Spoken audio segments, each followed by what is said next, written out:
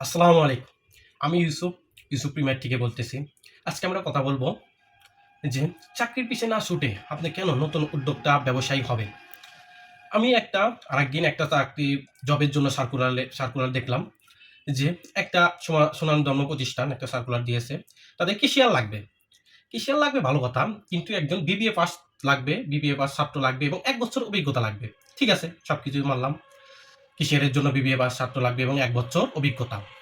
ঠিক আছে। কিন্তু নিচে স্যালারিতে দেখি স্যালারিতে দেওয়া আছে, স্যালারি দেওয়া হবে ১২ থেকে ১৫,০০০ টাকা। ভাই এটা কোনো কথা হলো? আপনার একজন বিবিএ বা ছাত্রও লাগবে, আবার আপনার ১ বছর অভিজ্ঞতাও লাগবে, কিন্তু স্যালারিতে কি আপনি ১২ থেকে ১৫,০০০ টাকা দিবেন এই ২০২৫ সালে এসে? এটা কিভাবে সম্ভব? এটা বাংলাদেশে সম্ভব। কারণ বাংলাদেশের মানুষেরা গরুর মতো পড়াশোনা করে শেষ করে তারা কি করে? চাকরির পিছে ছুটে।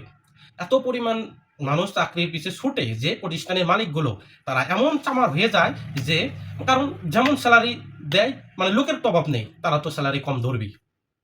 তাই জন্য আমি বলি ছাত্র ভাইদের এবং ইয়ং জেনারেশনদের বলি যে তোমরা পড়াশোনার পাশাপাশি তোমরা ছোটখাটো ব্যবসা শুরু করো, পড়াশোনাও করো এবং ছোটখাটো ব্যবসাও শুরু করো।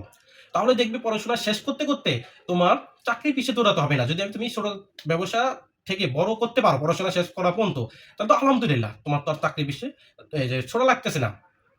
সেজন্য পড়াশোনার পাশাপাশি তুমি কি ব্যবসা শুরু করতে পারো? ১ নাম্বার আমি বলতে পারি যে চা বাতির ব্যবসা শুরু করো। কারণ চা বাতির ব্যবসা শুরু করতে তোমার বেশি পুঁজি লাগবে না।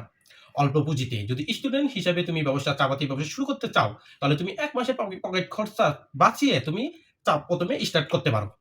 কারণ অল্প পুঁজিতেই চা পাতার ব্যবসা শুরু করতে হয়। কিন্তু কি পরিশ্রম এবং মেধা লাগে। চা পাতার ব্যবসা এমন একটা ব্যবসা, অল্প পুঁজি লাগে কিন্তু পরিশ্রম, মেধা যে দিতে পারে সেই এগিয়ে যাবে চা পাতার ব্যবসা। আর চা পাতার ব্যবসায় কেন আমি বলতেছি এত ব্যবসা থাকতে? ১ নাম্বার পয়েন্ট পুঁজি কম লাগে। ২ নাম্বার পয়েন্ট পড়াশোনার পাশাপাশি মার্কেটিং করে ব্যবসাটা চালিয়ে রাখা যায়। ৩ নাম্বার পয়েন্ট আপনি এই চাপাতি, প্যাকেটজাত চাপাতি এগুলো সহজে নষ্ট হয় না। ১ বছর ২ বছর আপনি প্রোডাক্ট কিনে রাখতে পারেন। আবার যদি আপনি ভালো কোম্পানির সাথে ব্যবসা করতে পারেন, যদি আপনি ১ম এ শুরুতে ব্যবসা শুরু করে যদি আপনি প্রোডাক্ট না সেল করতে পারেন, তাহলে আপনি প্রোডাক্টগুলো রিটার্ন দিতে পারবেন। এটা হলো সুবিধা। সেজন্য আমি স্টুডেন্ট ভাইদের বলবো যে পড়াশোনার পাশাপাশি আপনারা উদ্যোক্তা হন। উদ্যোক্তা হন। চা পাতির যেকোনো ব্যবসায় আপনি যেটা পারবেন সেটাই উদ্যোক্তা হন।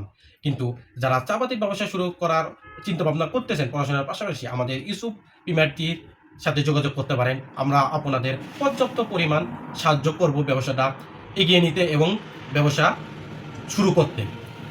আসসালামু আলাইকুম, আমি ইউসুফ। আজকে আপনাদের মাঝে বিদায় নিচ্ছি। আমাদের চ্যানেলটা সাবস্ক্রাইব করে আমাদের পাশে থাকবেন ইনশাআল্লাহ। আসসালাম।